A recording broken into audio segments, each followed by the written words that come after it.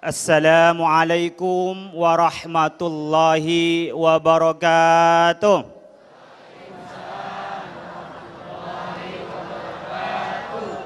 Alhamdulillahi rabbil alamin. Wabihi nasta'inu ala umurid dunya waddin. Wassalatu wassalamu ala ashrafil anbiya'i wal mursalin. Sayyidina Muhammad wa ala alihi wa ashabihi ajma'in. Rabbana la ilma lana illa ma 'allamtana innaka antal alimul hakim. Hadirin jamaah Masjid Khairul Huda, pemirsa TV One rahimakumullah. Baru saja kita menyaksikan banyak pejabat-pejabat, pemimpin-pemimpin daerah yang menjadi tersangka. Padahal ketika mereka ingin memimpin itu banyak janji-janjinya. Janjinya penuh harapan. Kira-kira Bapak Ibu kalau kampanye dengerin janji-janji terus enggak? Kira-kira percaya apa enggak? Ada yang enggak, ada yang percaya. Jadi Ibu ingat, kalau orang senang berjanji biasanya senang melupakan janji. Jadi siapapun yang mudah mengucapkan janji, dia pasti mudah mengingkari janji. Ini tanda-tandanya kalau orang dengan gampang ngomong minta apa saja dikasih, pasti dia nanti akan ingkar janji. Jadi ada orang Bapak Ibu ingkar janji itu ada 3 hal. 1, karena lupa. Jadi ada orang yang ingatannya pendek. Kalau dia janji lupa. Jadi janji lupa. Contohnya apa? Sumpah jabatan, janji-janji kampanye dianggapnya ya main-main saja. Tidak masuk ke hatinya, selesai ngomong hilang. Yang kedua, ada orang yang meninggalkan dan tidak memenuhi janjinya itu karena pura-pura lupa. Pura-pura lupa gimana? Dia tahu. Tapi dia pura-pura lupa. Ketika ditanya, Bapak kemarin kan janji. Janjinya gimana? Ketua partai tidak boleh menjadi menteri. Loh bener ya? Iya, saya yang janji aja lupa. Anda kok ingat yang mendengarkan saja? Seringkali kita mendengarkan janji-janji, saya akan nanti berikan begini, kalau menang saya akan ratakan keadilan, saya akan sejahterakan. Setelah ditanya, loh saya lupa, padahal dia ingat tapi pura-pura lupa. Yang ketiga ada polanya, yaitu apa? Melupakan. Jadi ada orang janji itu melupakan janjinya. Contohnya ibu-ibu, kalau menikah itu ada taklik talaknya. Dan itu ada janji. Tapi setelah itu dia lupa. Ya bapaknya karena banyak duit gak pulang-pulang kayak Abang Toyib. Sampai 3 kali lebaran gak pulang-pulang juga. Perempuannya juga gak pulang-pulang belanja, lupa saling setia, lupa saling percaya, lupa untuk memenuhi janjinya. Inilah orang-orang melupakan janji. Jadi ada orang memang melupakan janji. Coba lihat, wah saya mau melamar adik, kapan? Insya Allah tahun depan. Ditanya lagi kapan mau melamar? Tahun depan. Saya pokoknya mau melamar, kapan? Tahun depan, tapi depan-depannya lagi nggak tahu depan di mana. Itu namanya PHP, pemberi harapan palsu. Bapak Ibu sekalian, kalau kita bicara soal janji, maka itulah inti kemanusiaan. Orang akan dipegang omongannya, orang akan dipegang janjinya. Kalau hewan, kambing itu dipegang apa? Talinya. Talinya dipegang dia nggak bisa lari kemana-mana. Tapi manusia, ibu-ibu minta kesetiaan bapaknya. Bapak minta kesetiaan ibu. Tidak dengan cara diikat dan dikasih tali. Tapi janjinya. Oleh karena itu orang yang sudah melupakan janjinya berarti dia sudah melupakan kemanusiaannya. Kita sering menemukan di lapangan Bapak Ibu. Seperti tadi Ustaz Fadlan mengatakan dan Habib Al-Kaf, sering kita berjanji dengan nama Allah. Wallahi, billahi, tallahi. Tapi yang terjadi sering di antara kita, nanti datang ya insya Allah. Padahal sudah tahu bahwa dia tidak akan datang, tapi ngomongnya insya Allah. Itu baru datang. Bayar utang juga begitu. Kapan bayarnya? Insya Allah minggu depan. Nyampe minggu depan, ya insya Allah minggu depan lagi. Masih insya Allah minggu depan. Insya Allah kalau kepilih, insya Allah kalau terpilih. Insya Allah. Coba Bapak Ibu direnungkan. Insya Allah itu artinya apa? Kalau Allah berkehendak. Insya Allah. Artinya apa? 99,99% dia akan menepati janjinya. Kecuali 0,1% dia tidak menepati janji kalau memang ada rintangan dan halangan yang mendadak tidak dalam kekuasaannya. Tapi sekarang kebaliknya. Insya Allah dipakai untuk sopan santun antar manusia. Sudah tahu tidak menepati janji tapi bilangnya insya. Ini namanya sopan santun kepada manusia insya Allah. Tapi tidak ada sopan santunnya kepada Allah. Nama Allah yang seharusnya untuk positif. Kebaikan kita bahwa kalau kita berjanji bertalian dengan Allah. Tapi nyatanya insya Allah hanya dipakai untuk hal-hal yang negatif. Itu penyalahan terhadap kata-kata insya Allah. Hadirin jemaah sekalian, ketika kita berjanji dengan kata-kata insya Allah, jangan dimaknai negatif lagi, dimaknai positif. Untuk apa? Satu-satunya faktor kepercayaan itu adalah dengan cara kita memenuhi janji kita. Dan hidup ini akan bahagia, akan tenang, akan nyaman kalau kita bahagia. Dan kalau kita dipercaya. Coba Bapak Ibu, kalau ibu tidak percaya sama bapak. Ketika pulang malam, nuduhnya macam-macam. Sudah punya yang kedua ya? Sudah punya yang ketiga ya? Ngamuk terus, karena apa? Curiga, curigation kata orang. Dianggapnya, wah macam-macam, udah gak percaya. Demikian juga kalau bapak-bapak tidak percaya pada istrinya, apa yang terjadi? Kalau pergi kerja, nanti di rumah itu ada laki-laki datang. Nanti jangan-jangan ini kalau istri saya kerja, nanti bisa senang pada orang lain. Tidak pernah ada ketenangan ketika tidak ada kepercayaan.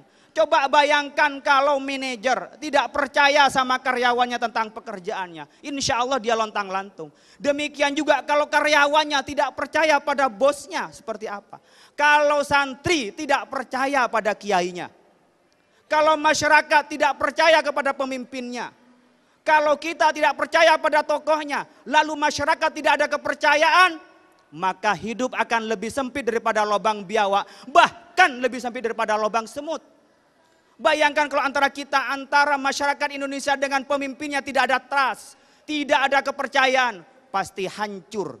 Dan lihat kondisi tidak akan pernah maju ketika kita tidak mampu membangunnya.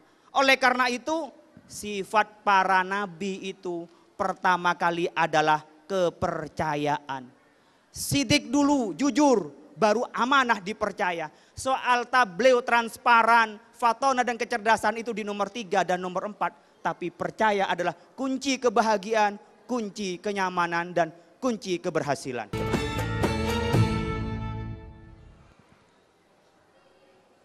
Hadirin jamaah Masjid Khairul Huda, pemirsa TV One rahimakumullah.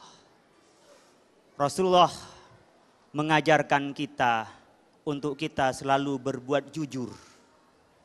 Itulah menjadi sifat Rasulullah Sallallahu Alaihi Wasallam sehingga dipilih menjadi pemimpin. Kalau kita di fit and proper test, itu karena belum dipercaya. Kalau masih diuji, itu masih belum terpercaya. Karena kalau sudah terpercaya, maka kita sudah menjadi terpilih. Maka presiden itu tidak ada fit and proper test, tapi dipilih. Demikian juga khalifah, ulama itu dipilih, bukan melalui tes. Oleh karena itu, tes itu karena belum dipercaya. Oleh karena itu, orang menjadi pemimpin, motor perbaikan adalah karena kepercayaannya. Dan dari mana munculnya kepercayaan? Karena dia mampu melaksanakan janjinya. Allah Subhanahu wa taala berfirman dalam surat Al-Isra ayat 34. Wa aufu bil ahdi innal ahda kana mas'ula. Kita oleh Allah Subhanahu wa taala diperintahkan untuk memenuhi janji. Karena janji kelak akan dimintai pertanggungjawaban oleh Allah Subhanahu wa taala kelak, tapi di dunia kita juga akan dimintai pertanggungjawaban.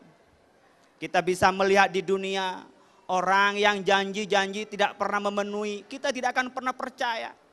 Soal waktu saja biasa molor, kita pasti sudah mentengarai, ini kalau janji sama saya pasti molor.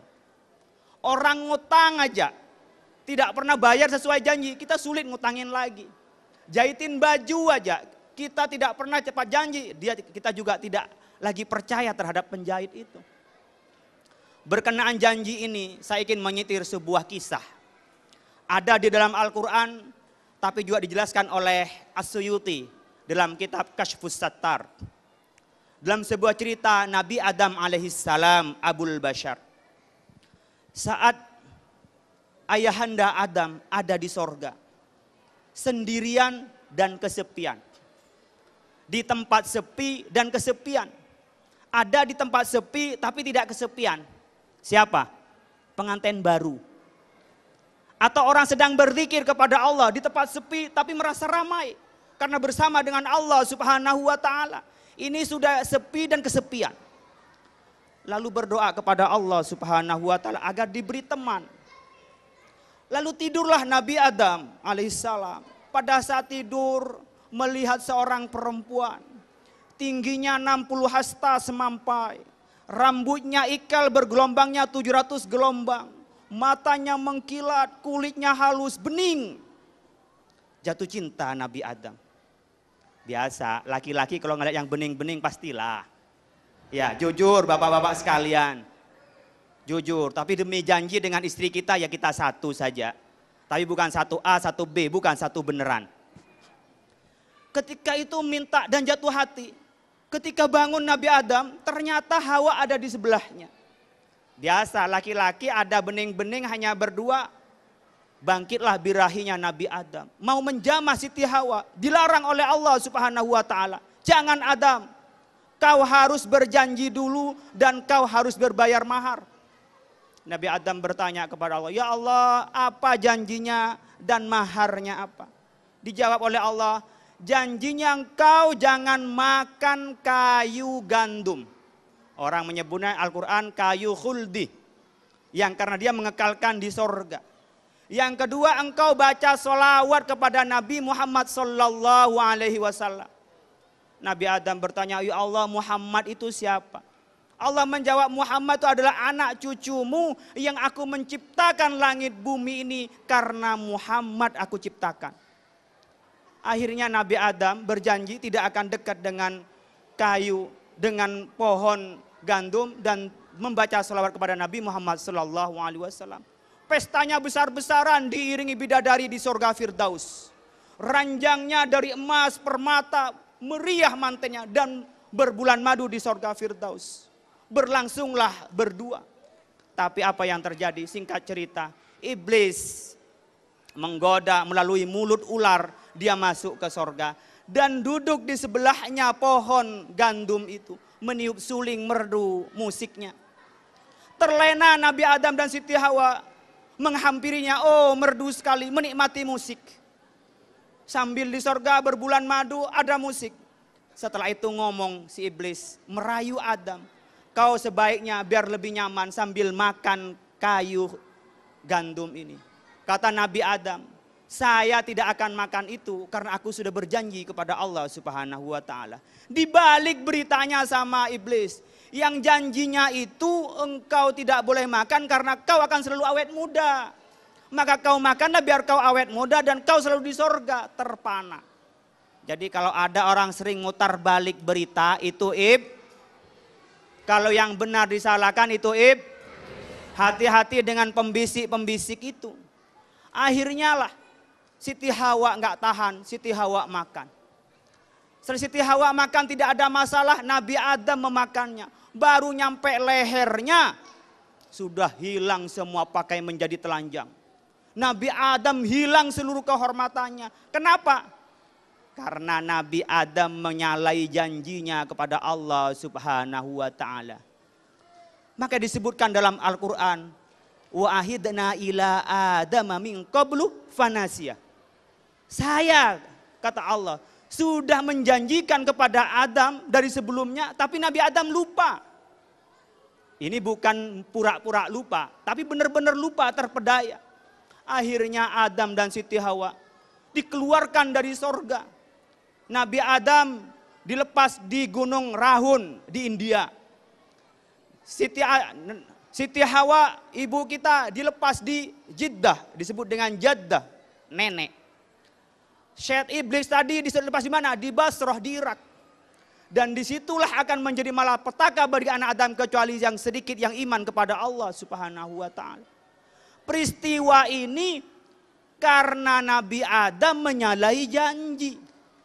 Maka oleh Allah Subhanahu wa ta'ala diberi hukuman dan keluar dari sorga.